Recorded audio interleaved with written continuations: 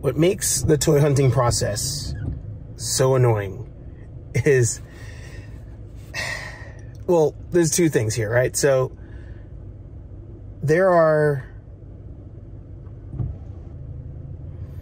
that's today's video. Today's video is going to be 3 things I wish I knew when I started collecting. That's going to be it. That's going to be it. That's going to be today's video. Intro.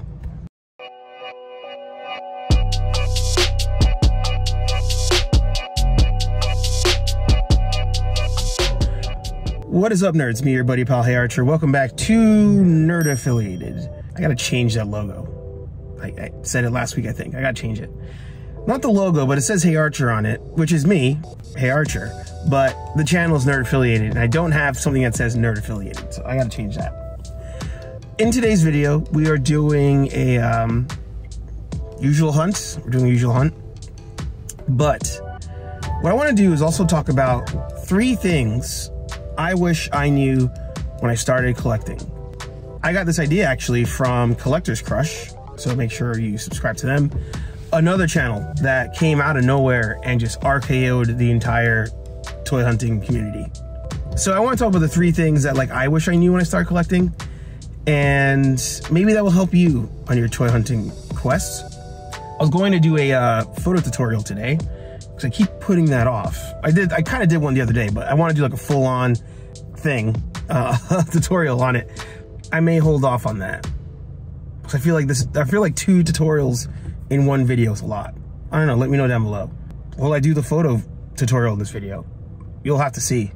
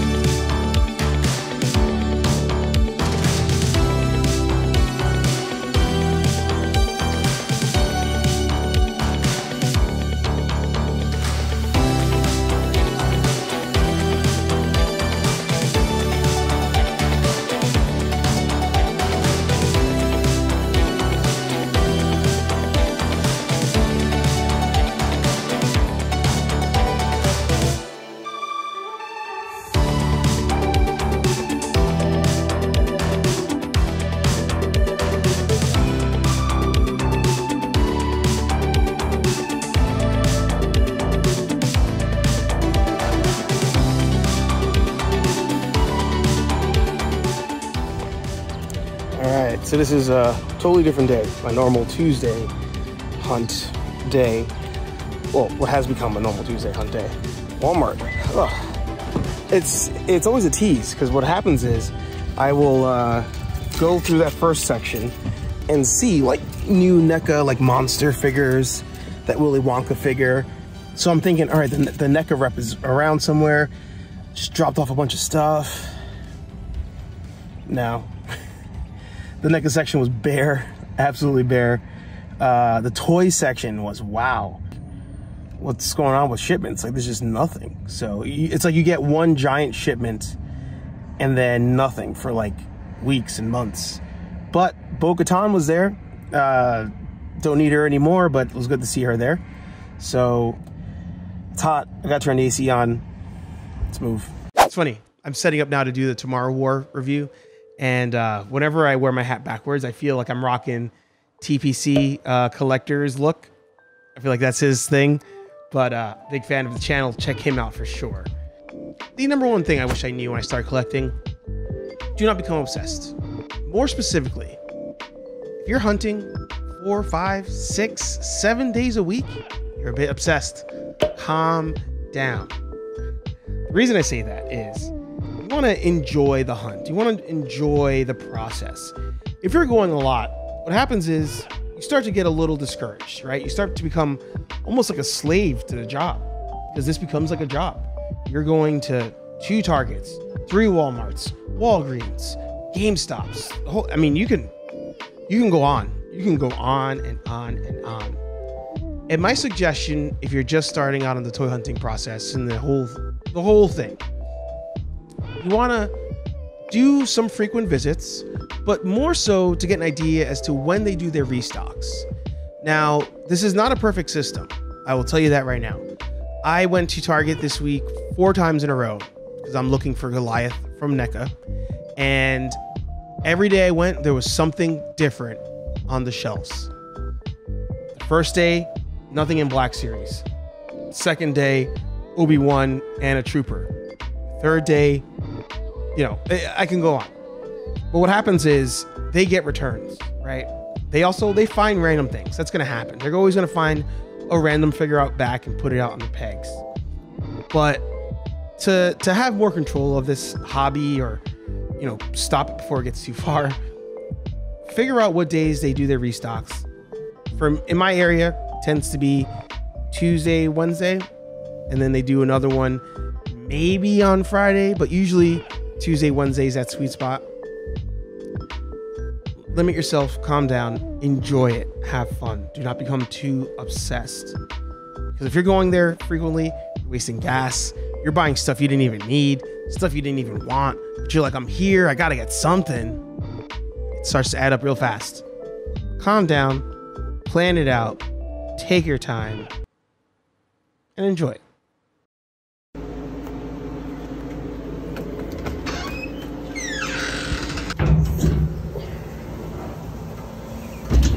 Good morning, nerds.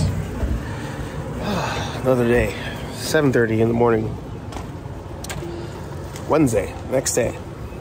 So my recording schedule this week's a little bit thrown off because of work schedule. And yesterday I only did Target. So what we're gonna do, we're gonna hit up our usual Walmarts, and I'm gonna hit up that Target, the one that's far away from my house, and try to do all that before I go to work. I also want to watch Loki before I go to work, so it's gonna be a mad dash.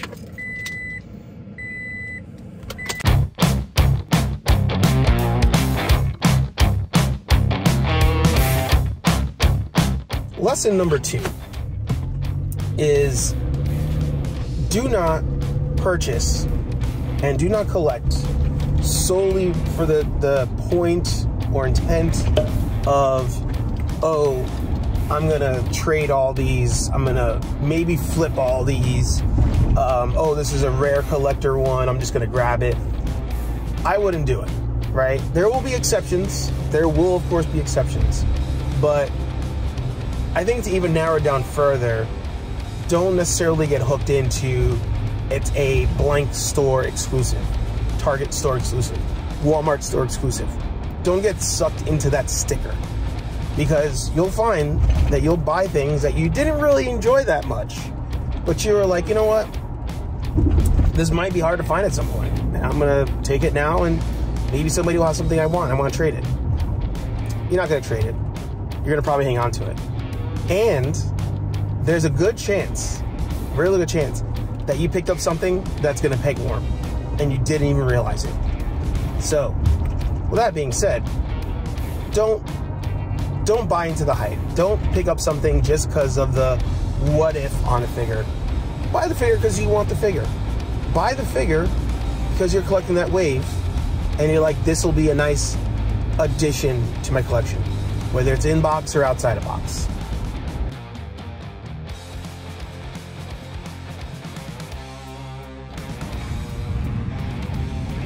So, I wonder, and they didn't have, actually, correction, they had some stuff in the Power Rangers section, which was cool. Yeah, I have most of the stuff I want. Cobra Commander now is becoming quite the pig warmer, it seems. So I'd like to get a second Cobra, one to open, one to keep in box, but I'd like it to be a variant, so the variant's the same box. I wonder, when it's not like a nice 80-degree morning at 7 in the morning, will I still be aggressively hunting?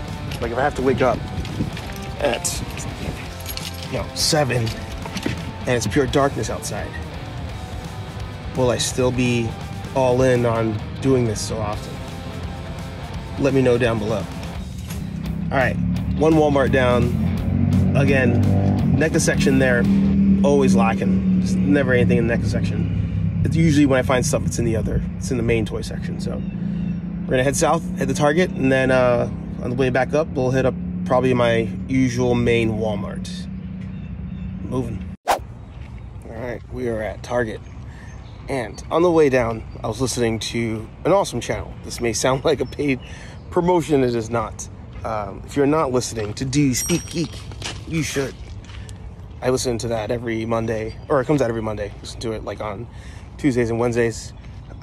Great way to catch up on just all nerd news, because Nick's just updates everything: comics, video games, movies, TV, tech, the whole nine. And it's all in like half an hour. So if you get a chance, check out doyouspeakgeek.com, YouTube channel, Instagram, all that jazz. Either way, we are at another Target. So Set inside, see what we can find. See what we can find. Who says that? One of the toy hunters says that. Let's go in.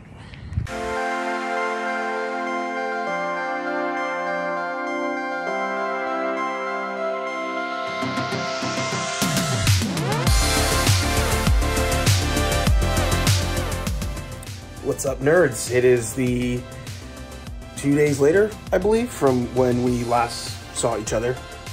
And I figured I would tell you a third thing I wish I knew when I started collecting. There's no shame, absolutely no shame, in doing a little bit of Amazon shopping. eBay, I'm still, but buying online, perfectly fine. For example, as the G.I. Joes start to build up there, got me a Flint in the mail. I don't know if I showed him before, but now you know I have Flint. Yeah, nothing wrong with that. If you're toy hunting for the sake of YouTube, of course, then buying in person is best because it gives you content for your channel. But if you're solely just collecting to have figures and do all kinds of stuff, then... Did I say that backwards just now? I don't even remember, I'm so tired. If you are collecting for the sake of YouTube, then yes, going to stores is best. But if you are collecting just for yourself, yeah, pick them up everywhere.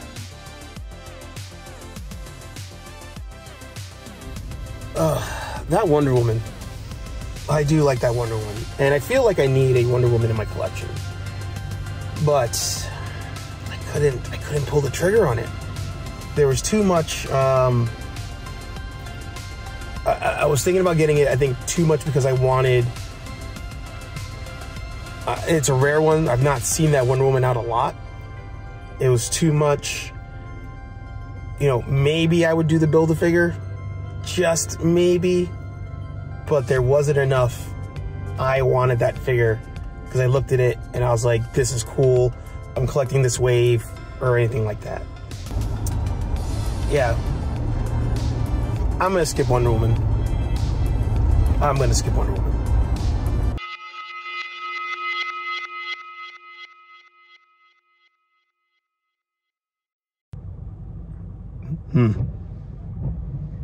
Screw it. We're going to do that.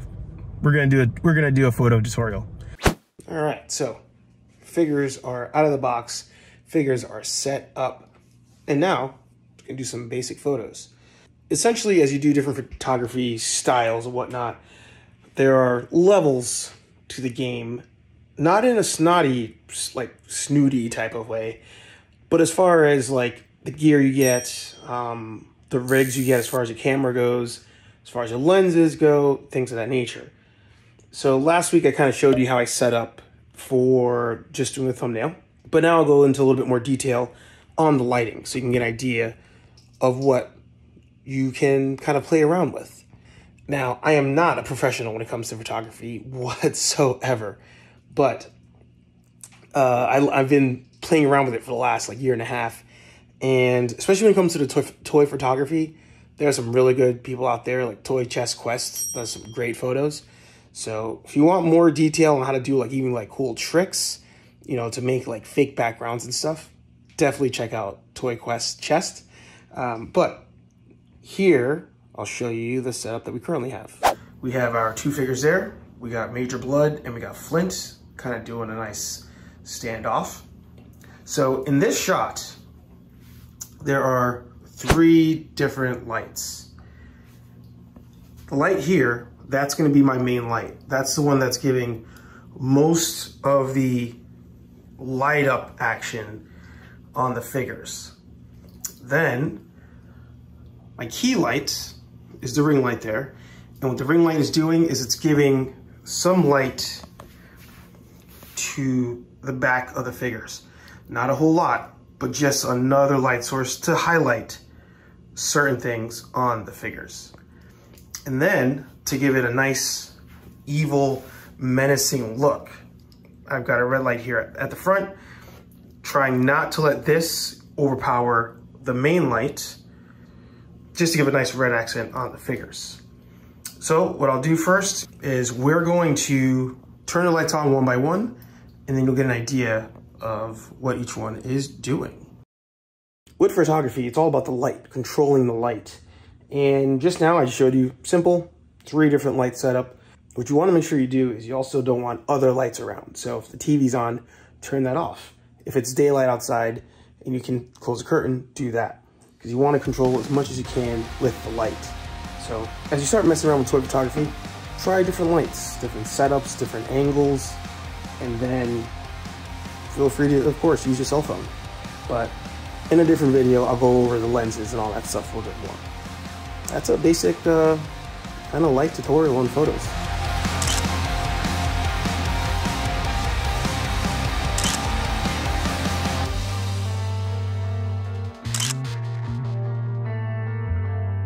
I saw you dancing like heavy smoke. Have you fixed that treasured heart that's so broke? Either way, I hope you enjoyed the photo tutorial. I hope that you enjoyed the 3 tips. Let me know down below if there's 3 things you wish you knew before you started YouTubing. HeyArcher Live every Thursday at 8 p.m. More 2-minute reviews and unboxings. All that fun stuff happens over at HeyArcher. But here on Nerd Affiliated, we just nerd out. You and me talk, find some toys, do some photography, talk shop. Either way, like, comment, subscribe. Talk to all you nerds in the next video. Peace.